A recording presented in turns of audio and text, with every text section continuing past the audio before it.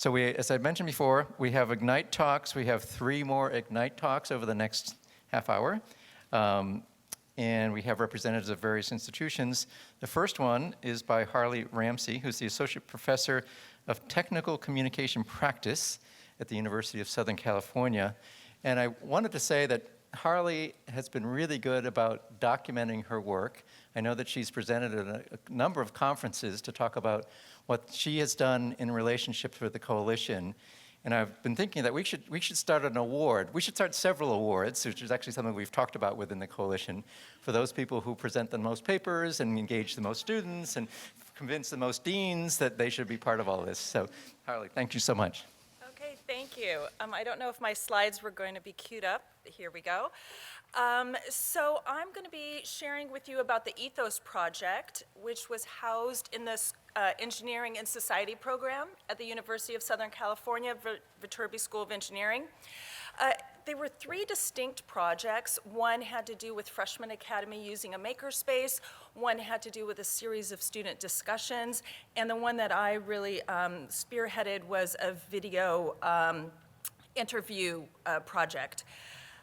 And I would like to say from the outset, of course, a big thank you to CTE for really launching these projects with their funding. The projects might have existed without CTE, 2 of them probably not, but they would not have been the same. And that's what I want to speak to you about, was about the value of really leaning into the CTE mission.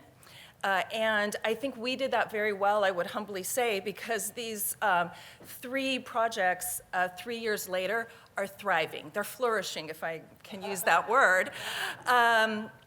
They've all grown, they've all been sustained and grown in scale, and that from the beginning was something that was impressed upon us as one of CTE's goals, is that the projects will have a life beyond their initial funding. So reflecting on the 3 projects, I look back and I have maybe 4 takeaways about what led them to all flourish, and across all 3 that were very different. The first, excited faculty, that's great. The second, in Engineering and Society program, our director let the 3 of us who were excited about 3 different ideas, yoke them together and receive the funding for the Ethos Project.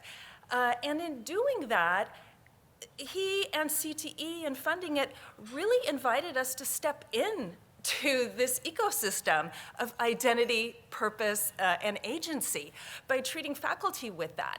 And I think that that was crucial, and it was crucial that our administrators recognized that and CTE supported it. Also, we had dean-level support in any institution. That's important for something to succeed. Janos Yortsos, our dean, is a firm believer in the principles of CTE. So he encouraged, and I would say, really pushed us in the beginning to evaluate whether our proposal really took these goals to heart, that we weren't just throwing around the word identity, agency, and purpose in a grant proposal. So that was very foundational from the beginning and important. And he did, administrators out there will know this is important too, he also provided funding, even in the launch year, and that demonstrated the Viterbi School's commitment to our project, which again reinforced ours. But I would say the real secret sauce is number 4 on the sheet here. It's not just institutional support, but that these 3 projects had a deep alignment with CTE's mission. They all had deeply interwoven in them a genuine passion for identity, agency, and purpose. And they were such different projects that that was manifested in very different ways. But somebody said pattern recognition earlier. Ding, ding, ding, that was the pattern. That's what they all shared. And so anybody who's thinking about applying or starting something new, I would urge you to really take CTE's principles to heart. I'm just going to, in the next few minutes, share a little bit about the project I worked on, sort of as a case study. Vision Venture was a series of interviews that students did with recent alumni. I don't have time to talk about the why of the project, but I will tell you about the how, or the what and the how. A little bit of why, with the what, though, is context. I teach in the Engineering and Society program. I'm an engineering educator. And so our students, it's been found, sometimes lose their sense of purpose. But I would say even more than that, if you think about students, they've been in school their entire life. So just keep that student perspective in mind when you hear about a readiness gap or losing sense of purpose or early career frustration. And if you look at this picture, which is on our website, a pathway demonstrates distance through the convergence of these lines. And the point of convergence is called the vanishing point. We have that in education too. If you imagine students been on this path their whole life, but what is the vanishing point for us? Graduation. Students have no idea what's beyond that cognitive horizon, especially students who have not had the luxury of an internship or who are first-gen students by definition, or underrepresented population, especially in my field of engineering. So that's why we found it very valuable to have students interview alumni. The interviews were about an hour long each, but what a student team did is curated them into short thematic clips. We have 3 seasons so far. And it was important also, somebody said you can't just follow one person's story, or it's their story, not yours. The clips merge multiple alumni speaking on a topic. So for example, diversity in the workplace would feature 3 different alumni. And the videos are 1 to 6 minutes, so it's great for the Instagram Reel population, the TikTok demographic. Students do enjoy it, watch it. I would invite you all to check out visionventure.usc.edu. Don't do the www, that was my fault. But I'd also invite you to please stop by our poster session, where Stephanie Bartholomew, a student who actually participated in alumni interviews, will be explaining our project further. So thank you to CTE, and thank you to you all. I appreciate it.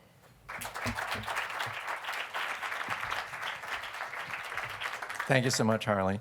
And as she mentioned, following up right after this session is the poster session. So these Ignite Talks are meant to fire up your enthusiasm to talk to the people who have been presenting the Ignite Talks and everyone else who's part of the coalition to learn more about their programs. And as Harley mentioned, she has a student, Stephanie, who's with her from USC to join the conversation. We appreciate that very much.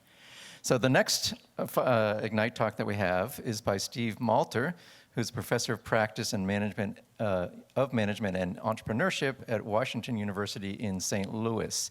WashU is a new member of the coalition, and they're really very much focused on developing purposeful leaders driven by character. So, Steve. Thank you very much for having me. I've spent my majority of my career at the intersection of academic and student affairs, and so I will definitely be touching on collaboration. So when you asked that question, I was really excited. WashU Leads is a campus-wide leadership program designed to expose every single one of our Washington University students from undergraduate through graduate school to leadership development. And we're really thinking about, we're reframing leadership development and who is a leader. Because all too often, people define it as positional leaders. And so we're really beginning with that self-insight, that self-assessment, helping our students to develop confidence, and then helping them to apply their leadership, and really under the guise of every one of us has the opportunity to make an impact.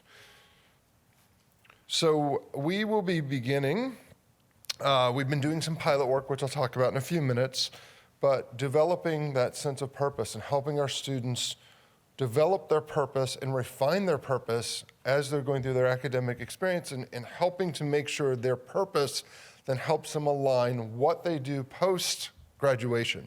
Because I think we all know when there's an alignment, we talked about happiness and flourishing.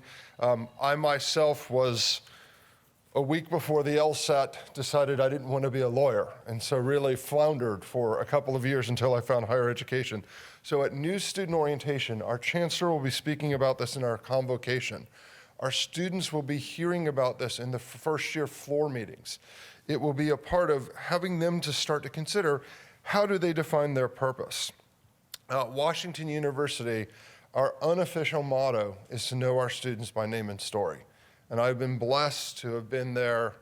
The plan was 2 years. I was going for 2 years in 1998. I'm a flirting at heart, and I said 2 years and I'm back.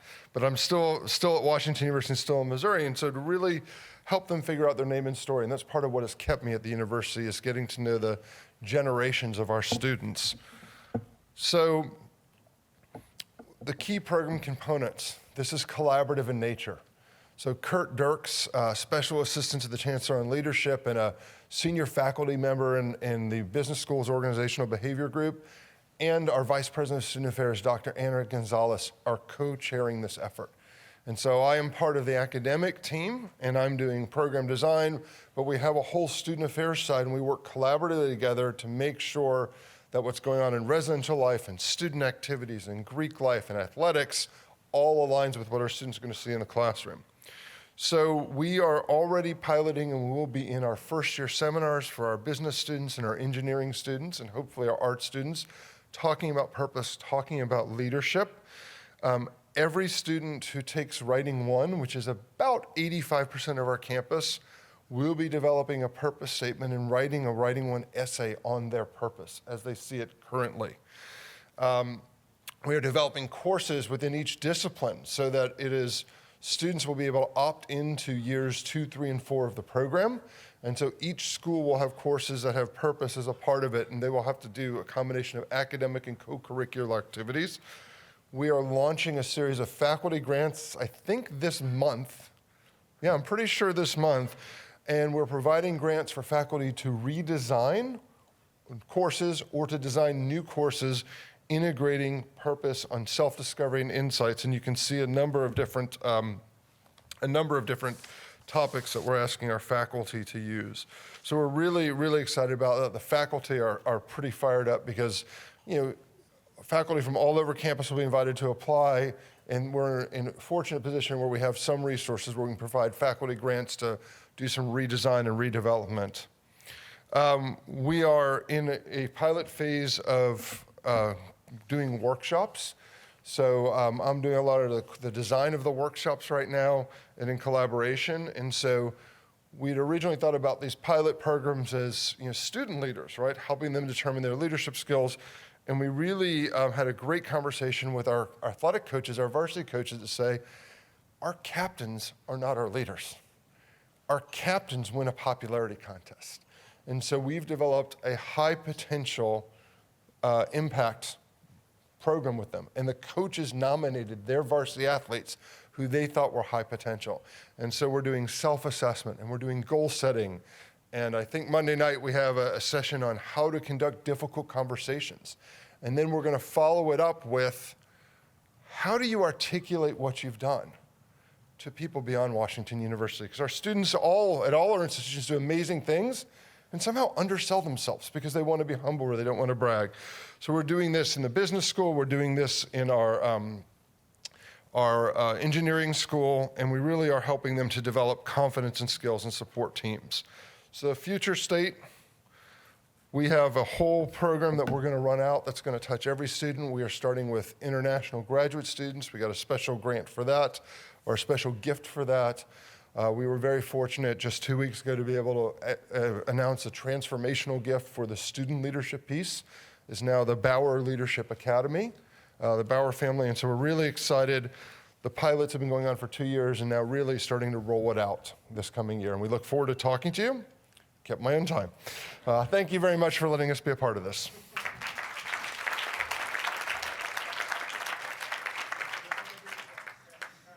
Thanks, Steve.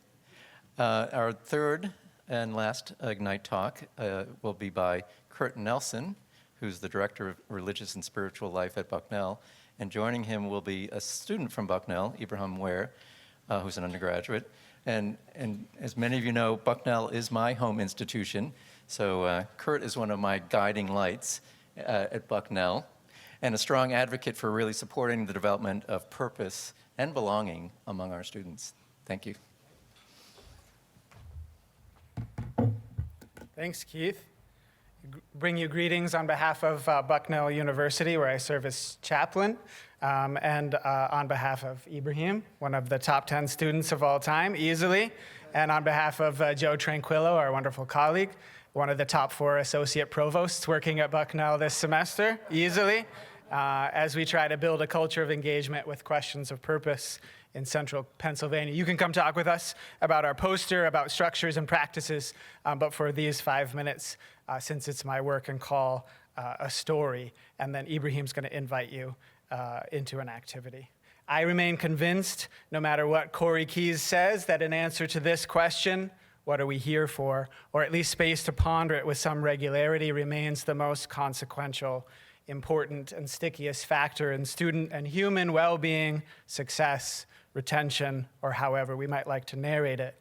And I argue that our students are hungry to connect and converse about purposeful things, even though it doesn't always feel that way. For many years, I taught a class in January on a small campus in the hills of rural Maine called The Good Life, in which we engaged with texts and ideas from an array of spiritual and philosophical traditions, from Confucius to Peter Singer, focused on that question, what does it mean to live well? And I made students undertake a practice during that month and write it about it. And I gave them a range of options, and they could propose their own as well. But to a person, every single high-achieving, on-the-ball student kept a 2-week gratitude journal, which, sidebar, work incredibly well. And to a person, the slackers in the class every year undertook a 24-hour cell phone fast. Brett was a slacker and a lacrosse bro, which put him at the top of a certain social hierarchy in that institution at that time. And he phone fasted on a Friday, late in January, right before the assignment was due, and found himself, as he often did, sitting in a dorm room, pre-gaming with his friends, drinking to get drunk. And he looked around and noticed that everyone was looking at their phones. And he said to himself, and he wrote on his paper, "What am I doing here?" Which is the simplest, most visceral form of the purpose question. And I thought I did right by Brett that day by bringing this a question into the front of his attention and giving him texts to ponder. It took me, though, 6 years and a move to a new school and a pandemic and a bunch of focus groups and campus research and funding, thank you, Keith, from the CTE, to learn the lesson that Brett was teaching me in that moment, which is that our students experience questions of purpose and questions of belonging as inextricably linked. But formed as I am, and as most of us are, by this modern, Western, hyper-individualistic, know thyself, self-made man culture and intellectual tradition, even when I was thinking these purposeful questions, and even when I was building these purposeful communities, I was thinking of them through a lens of individuals in self-reflection, not people in community. At Becknell University in January of 2020, we had big plans to map the question, when and where were Bucknell students engaging with questions of purpose, thinking that they would tell us about this major or that advisor or such and such team, and we'd find out what we were doing right and build on those successes. And a couple of months later, you probably remember, we were all in quarantine. In focus group after focus group, where we honestly asked just this one question, nothing mapped except the message Brett wanted me to hear those long years ago. I found my purpose when I found my people. And they really wanted us to know that. And they really wanted to talk about it. I found my purpose when I found my people. And we've been refining our question and our practice ever since. And at this point, we're here. How might we give our communities space and time and permission to ask and pursue questions of purpose together? And through listening sessions and small groups and public events and reflective courses and reflective practices embedded in courses and big picture ideas about frameworks of thriving, we are trying, and we don't have any easy answers. But I am sure that our students are asking us to help them find time and space and permission to ask and pursue questions of purpose together, which is to say, we need to create cultures where we can engage with big, purposeful questions in community regularly. And I remain convinced that this is the urgent question of education right now. I'm sure you, like I, have been kept up nights thinking about this so-called looming crisis of mental health and loneliness and social disruption, but thankfully this is not that question. It's this one. From my good friend Kat Moore at USC. How much belonging can we create in any given moment or container in elevators, in classrooms, and at conferences? And the answer, we think, is a whole lot. So, if you'll indulge us in this question for a moment, you'll notice that on your tables, you will have some stickers near the flower vase or just spread about. They sort of look like this.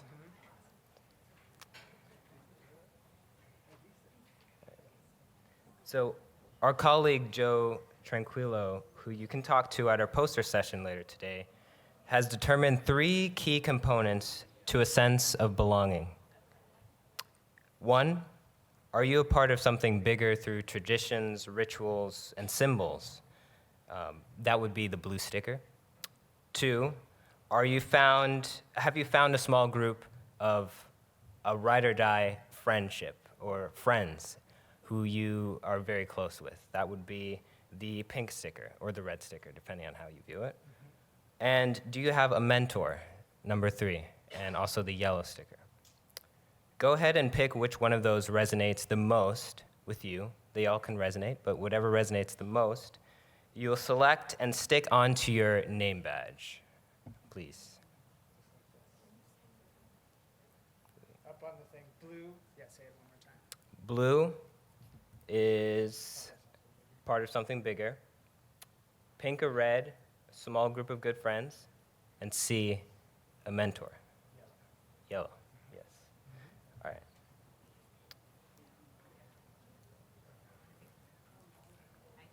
All right. So shortly after, we will have our social session and our poster session, and we encourage you to find someone with your same colored sticker and to share a story about a tradition, a friendship, a mentor that has made a difference to you. And let's see what emerges from that. Cool? Thank you. Thank you. Well done.